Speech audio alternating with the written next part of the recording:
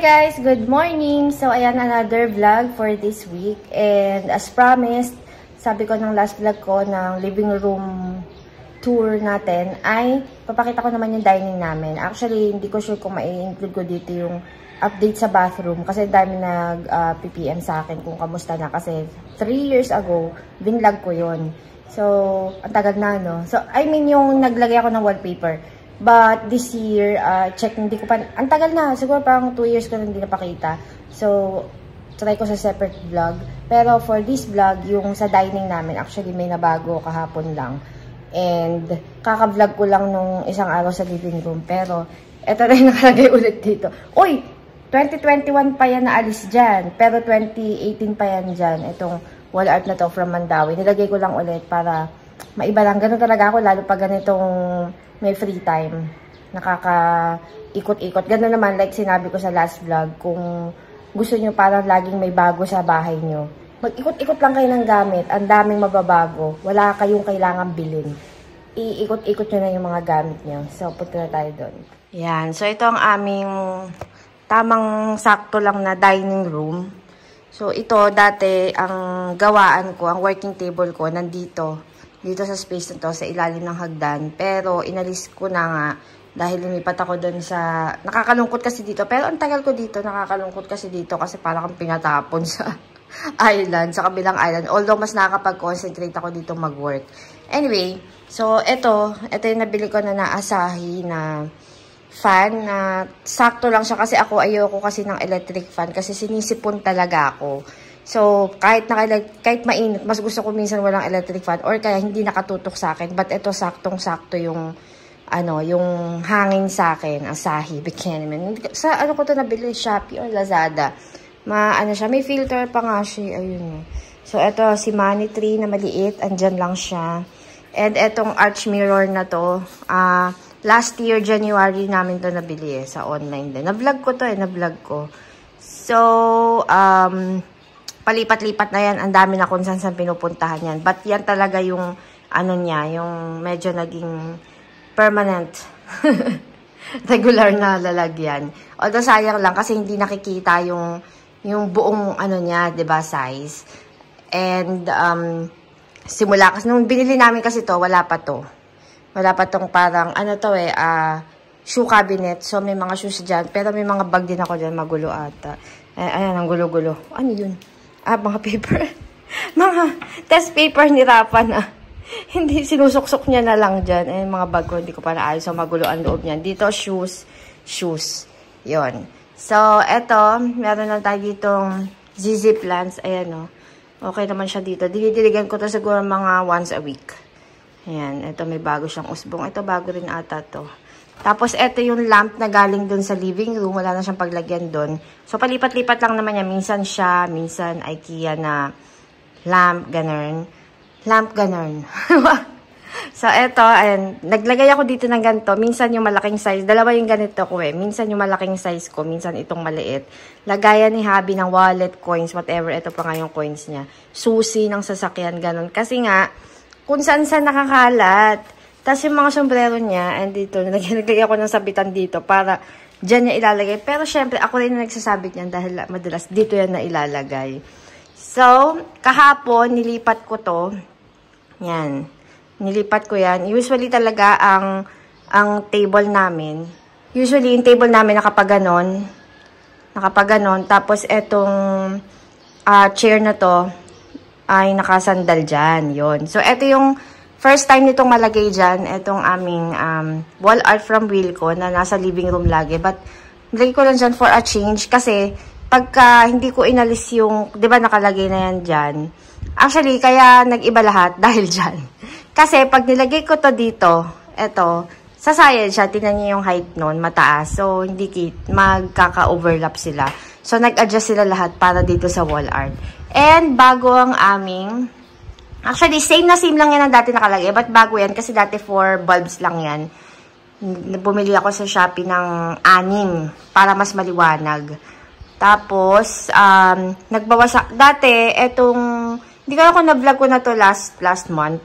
Kung nasama ko sa vlog. Yung curtain na yan ay ang sabitan dyan, may bintana kasing maliit dyan pa kitchen.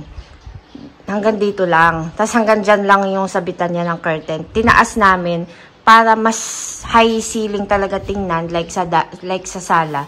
Tapos, dati, sagad yan hanggang dito. Hindi kita yung likod. Dahil siya naglagay ako ng wall, nakikita niyo yun sa likod. May wallpaper na doon, na same sa garden.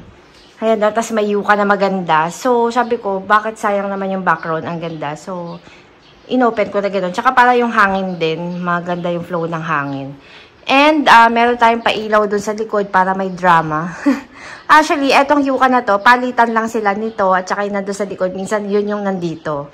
So, eto, laging may nagtatanong sa akin itong chair na to. Early 2019 or late 2018 ko pa yan pinagawa. For 18,000. Siguro ngayon, ang mas mahal na yun ngayon.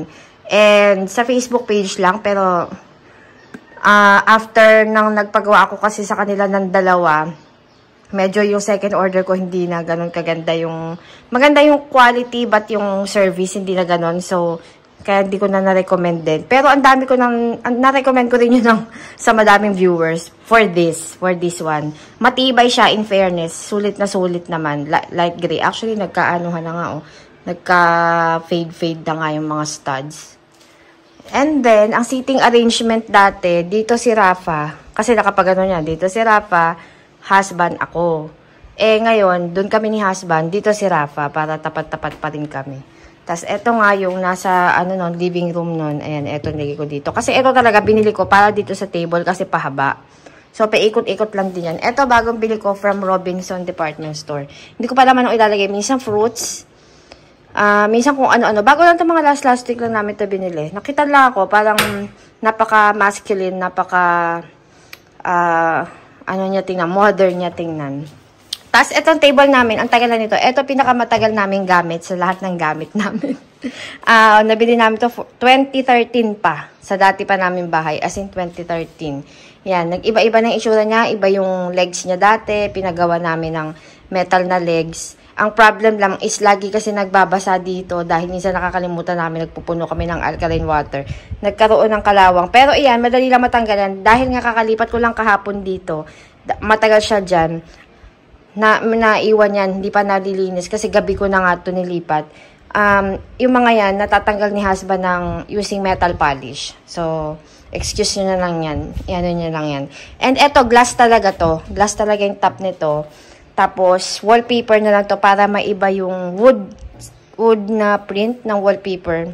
So, nag-iba-ibang kulay nito. Naging white, brown, light brown, black. Tinanggal nga namin to for 2 weeks Kabago lang to, mga nung isang araw lang to na ilagay or last 3 days. Ito. Sabi ko, kasi syempre sa tagal na ng glass, pumangit na yung quality. Parang may mga gas-gas whatever na malabo na siya. Sabi ko, ibalik na lang natin, maglagay na lang ng bagong wallpaper. So yan, tas ito yung mga chair. Tas ayun, dahil nga dati, ang chair na to ay nandun, hindi kita yung ilalim. Syempre, kitatamaran ko. Ako lang naman nakita yung mga chismis. Pero idudugtong na namin yan. Yung white dyan sa part na yan. And then, ito yung vinlog ko na nakaraan na dining chair. Sa garden, may ganito rin kami. Ang modern lang niya tingnan, so bagay. And, mahilig talaga ako mag-mismatch ng mga bagay-bagay para hindi masyadong pagpare-pareho kasi parang showroom, whatever na. So, para maiba-iba naman. Maganda rin to. Pero hindi to pwede kung sobrang bigat ng tao. Pwede naman, but wag malikot. Tapos si Rafa, minsan, malikot kasi yun. So, medyo na to. Dati kasi nasanay siya dun sa working chair ko na bakal talaga. So, kahit magpatumba-tumba siya dyan. And, balik tayo dito sa table, sa cabinet na to. Bali, ito ay, na-vlog ko rin to. Try ko ilagay yung link sa description below. Iba po yung color nito. Try ko ilagay, insert dito yung totoong color niya. So, eto, hindi ko sure kung marble ba talaga to o parang tiles lang. Pero isang buo siya na mahaba, na mukhang marble. Mahaba yan. Minsan inaalis ko yan kasi yung ilalim yan ay dark brown na nilagyan ko ng black. So, minsan all black yan. Pero, naging white na to. Bago maging all black to, naging white to. Tapos naging all black. Ginawa kong all black. So, wallpaper lang po yan. May mga konting chismis din yan. Ayan, tulad sa gilid. Ayan, meron niyang space na hindi ko na Kasi pag sinagad ko yung wallpaper, pag binuksan, siya yung nasisira, nagagasgasan. So, ang bigat po niya, talagang parang na-test nito ang pagsasama na yung mag-asawa. Kasi yun na mahirap pag sa Shopee or Lazada ka umorder. Kayo talaga yung mag-a-assemble. Pero, sobrang mura talaga ng difference pag doon. Kasi straight from supplier. So, may vlog po ako tungkol dito. Maganda naman yung original niya. It's just that hindi siya modern enough for me. Parang gusto ko lang talaga black. Parang gano'n. Pero madali naman siyang alisin. Pag inalis nga lang, ang problem is yung sticker ng wallpaper. May iwan. Pero meron naman nabibili sa mga Shopee yung glue gun. Yun yung tawag doon. So, ayan po ang aming maliit na, sakto lang to actually sa amin. Ayan, saktong-sakto lang to sa amin. Maluwag, saktong-sakto lang sa, si Sedi, usually sa gitna namin umuupo. Doon siya kumakain. Yon. And, etong bricks na to, ang tagal na nito. 2014 pa hindi, 2018. Yung bricks na to, tapos dinagdagan lang namin ng dinagdagan. Dati, 3 panel lang. At dati, nung nilagay namin yan, 300 per panel pa to. Or 250 pinakamura, parang ganyan. Ngayon, ang mura na lang niya, diba? Pero, iba rin talaga yung quality nung dati, makapal. Makapal siya yung dati. Tas, basta, maganda yung quality ng mga dati. Ang mapapansin nyo lang, iba tong sa part na to. Kasi, ang nangyari, syempre sabay kong binili yung isang batch na to. Tas, nung ito na yung binili ko, iba yung binigay ng store. Tas, eto pareho. Anyways, ako lang naman na nakakapansin sa totoo lang. Yung, sabi nga ng asawa ko, ikaw lang nakakapansin. Yung iba naman, hindi naman halata. Tapos, last year lang namin nilagay itong panel na to. Para bang ma-separate yung dining sa living room. Parang gano'n. So, sakto siya. Nakatapat siya ng hagdan. Yan. Ang ganda nga nitong panel na to. Tapos, makikita nyo dun sa likod. Ayan yung lagayan ng gamit ni Rafa bag. Yan. And meron pa akong sunburst mirror doon na hindi nagamit. Di ko pa alam saan ilalagay. Blower ko, humidifier, wallpaper. mga tambakan yan. Yon. So, ayun po, mabilis ang tour sa aming dining area. Ayan ang mga nabago. So, kung may mga questions, saan binili to, saan binili yun, comment down below lang or PM me sa Facebook page. Diba, Sedi? Be, tingin ka naman sa kanila. Mag-hi ka naman. Be, mag-hi ka naman. Hello naman dyan. Kunwari ka pa, gusto mo naman maisama sa vlog. Kunwari ka pa. Bebe ko yan. Naku. Kawawa naman yung bebe. Cute ng bebe ko. Naku. So, ayun. Sana may nakuha pa rin kayong mga tip kahit na ilang beses ko na rin napakita yung aming dining. Pero, lagi may pasabog, lagi may nababago. Laging may paikot-ikot sa bahay na to. Walang permanente sa bahay na to. Di ba, be? Tayo lang ang permanent dito sa bahay na to. Di ba, be? So, guys, thank you so much and have a blessed day. God bless.